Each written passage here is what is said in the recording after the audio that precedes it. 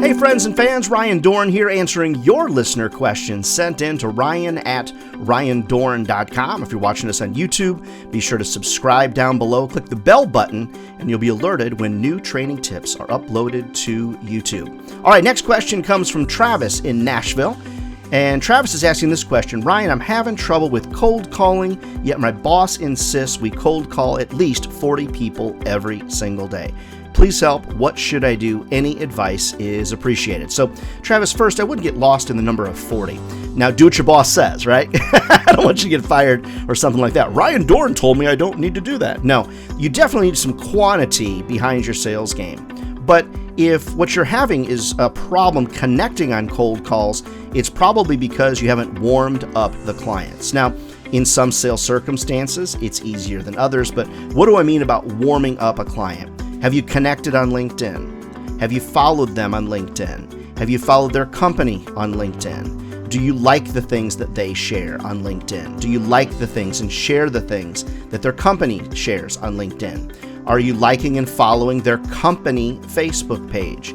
Are you a subscriber to their e-newsletter? What do you know about them? See, all of these things help beat stranger danger.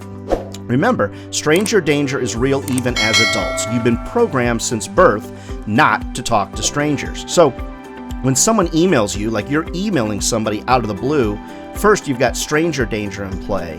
Second piece, you need to be highly relatable to what they're doing. Third, you need to prove that you've worked with other customers like them.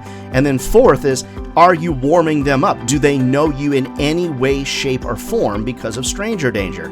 LinkedIn is one of the easiest ways to get to know people, connect with people, get involved with groups, like and share what they share, and really learn about them. So, Travis from Nashville, I would encourage you to consider warming up those clients.